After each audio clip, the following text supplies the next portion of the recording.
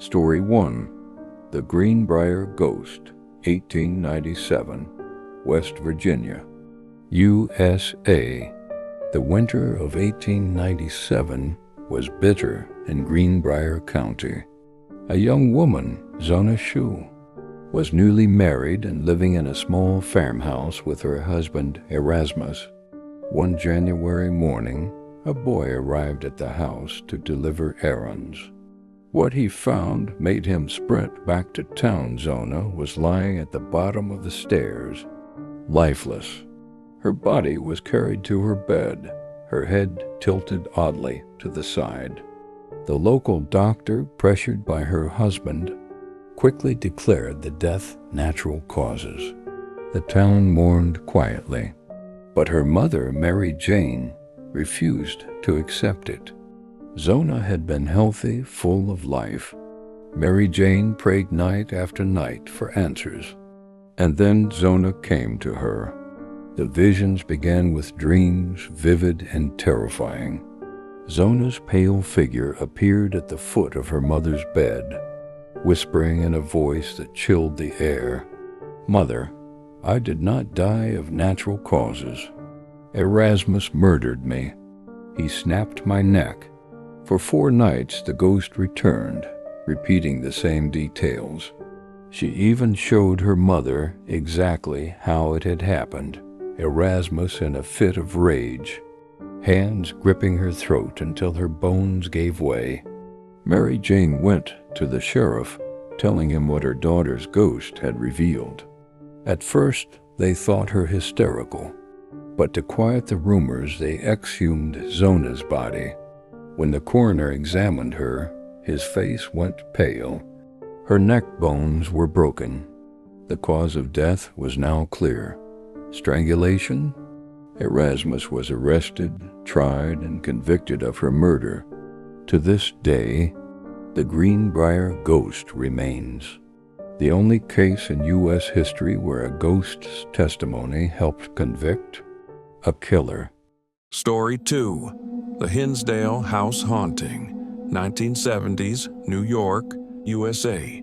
Nestled deep in the hills of Hinsdale, New York, stood a farmhouse.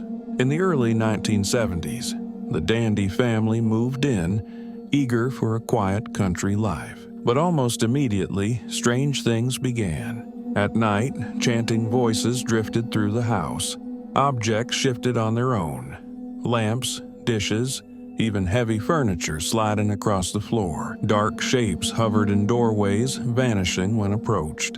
The children began waking with scratches on their skin. Their mother, Clara, swore she saw pale faces staring from the windows.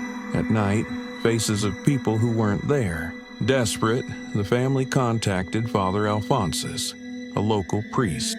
He agreed to bless the home. But as he began his prayers, the walls themselves seemed to shudder. Witnesses said shadows crawled up the plaster like living things.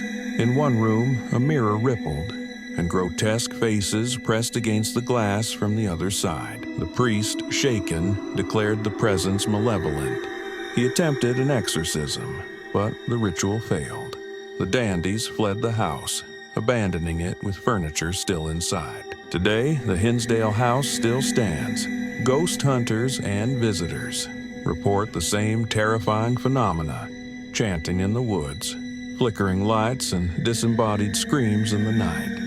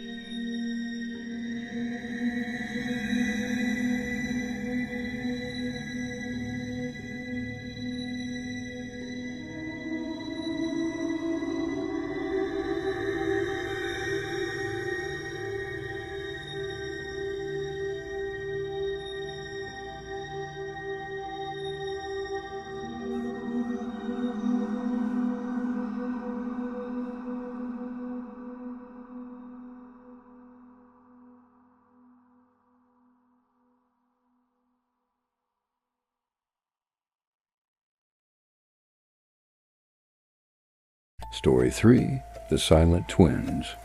In the 1960s, twin sisters June and Jennifer Gibbons were born in Wales.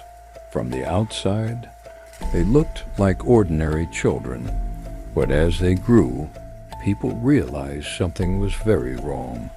The girls refused to speak to anyone else, not even their parents. They only spoke to each other in a strange, rapid language no one could understand.